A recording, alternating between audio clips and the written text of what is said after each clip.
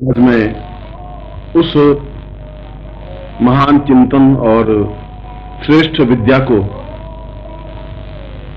स्पष्ट कर रहा हूं जो ऋषियों ने कठोपनिषद में स्पष्ट की है। अगर देखा जाए तो हमारे शास्त्रों में और उपनिषदों में कठोपनिषद अपने आप में उज्ज्वल हीरक रत्न की तरह है, जिसका एक एक अक्षर अपने आप में अत्यंत महत्वपूर्ण और दिव्य है, क्योंकि इस उपनिषद में उन प्रश्नों के उत्तर खोजे गए हैं जिन प्रश्नों के उत्तर सामान्यतः विज्ञान और ज्ञान दोनों के पास नहीं है।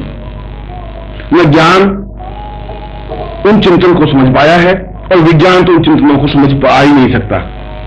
विज्ञान तो एक सीमा है जो केवल भौतिक दृष्टि से आदमी को पूर्णता दे सकता है, वर्तमान जीवन को एक सुख देने की कोशिश कर सकता है। जीवन के जटिल प्रश्नों को ढूंढने में और जटिल प्रश्नों को सुलझाने में विज्ञान सहायक नहीं हो सकता।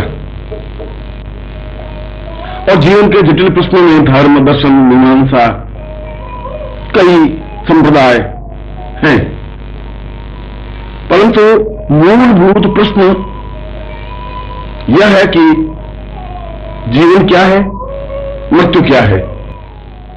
मूलभूत प्रश्न यह है कि इस जीवन से पहले की स्थिति क्या है, इस मृत्यु के बाद की स्थिति क्या है।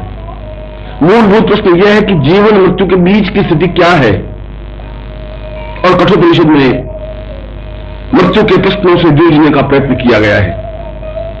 कठोपनिषद में जीवन को जीने का तरीका सिखाया गया है। कठोपनिषद में यह स्पष्ट किया गया है कि मनुष्य के जीवन में क्या हेतु है, क्या प्रयोजन है, क्या लक्ष्य है, हमें जीवन किस प्रकार से जीना चाहिए, जीवन जीने का तरीका क्या है, प्रकार क्या है, क्या हम जिस प्रकार से जीवन जी रहे हैं वह जीवन है, क्या हम सांस ले रहे हैं, संतान पैदा कर रहे हैं, दूसरे काम कर रहे हैं, ये इसको जीवन कहते हैं। कठोपनिषद कहता है ये जीवन नहीं है। जीवन तो बहुत बिरले लोग ही जी सकते हैं। लाखों लोगों में से एक या दो व्यक्ति जीवन जीने की कला जानते हैं, और जिसने जीवन जीने की कला सीख ली, जिसने जीवन जीने की कला पहचान ली, उसके जीवन में किसी प्रकार की न्यूनता रह ही नहीं सकती, क्योंकि वह उन प्रश्नों के समाधान की ओर अग्रसर हो जाता है जिसको जीवन कहते हैं। और जीवन और मृत्यु दोनों एक ही सिक्के के दोनों पहलू हैं।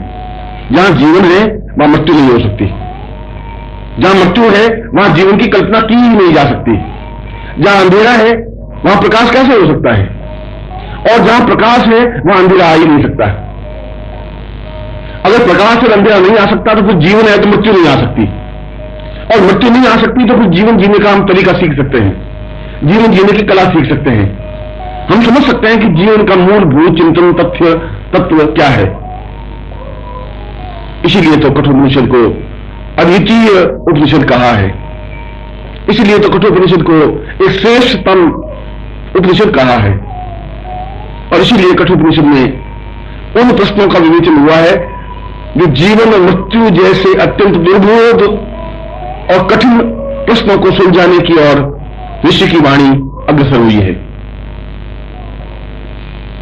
और इन सारे प्रश्नों के उत्तर कठोपनिषद में एक कहानी, एक कथा के माध्यम से स्पष्ट किए हैं।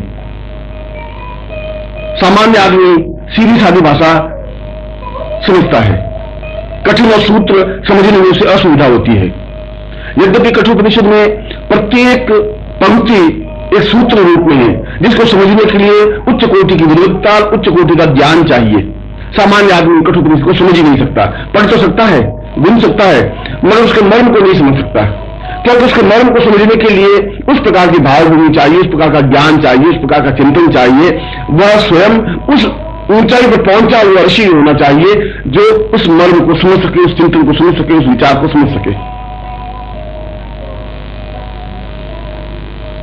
महर्षि उद्दालक अत्यंत श्रेष्ठ ऋषि हुए, राजा हुए, अत्यंत अद्वितीय महान ऋषि और महान राजा भी। जो राजा हो सकता है वह ऋषि भी हो सकता है, जो भोग हो सकता है वह वैराग्य को भी समझ सकता है, सीख सकता है। जिसे भोग होगा ही नहीं वो वैराग्य को समझ ही नहीं सकता। जिस तक वैराग्य को नहीं देखा वो भोग को भी नहीं दे सकता। इसलिए उच्च कोटि के जितने भी चिंतक बने, बुद्ध बने, तो पहले बहुत भोगी थे, राजा थे, राजपुत्र थे, और उसके बाद सन्यासी हुए, बुद्ध बन गए। महावीर से राज कुल से थे, उच्च कोटि के राजा के पुत्र थे, और फिर सन्यासी बन गए। जितने भी सन्यासी योगी हुए, उन्होंने जीवन के भोग को भी समझा, उन्होंने जीवन के संन्यास मार्ग को भी समझा, और ये दोनों एक सिक्के के पहलू हैं। क्योंकि बिना भोग को समझे संन्यास समझा ही नहीं रास्ता। आखिर संन्यास क्या चीज है? भोग की निवृत्ति, कृष्णों की निवृत्ति तो भोग है, संन्यास है। आखिर वे भोग कौन थे जिसकी निवृत्ति हो? इसलिए मृत्यु को समझने के लिए जीवन को समझना जरूरी है। अगर जीवन को नहीं समझ सकते तो मृत्यु को भी नहीं समझ सकते। मृत्यु क्या है, मृत्यु का स्वरूप क्या है, मृत्यु का सौंदर्य क्या है, और मृत्यु से हम किस प्रकार से आलिंगन हो सकते हैं, मृत्यु से किस प्रकार से आबद्ध हो सकते हैं, मृत्यु हमारा किस प्रकार से मित्र बन सकता है, सखा बन सकता है, मृत्यु के साथ हम किस प्रकार से समय व्यतीत कर सकते हैं, मृत्यु के साथ समय व्यतीत करने की कला कठोपनिषद।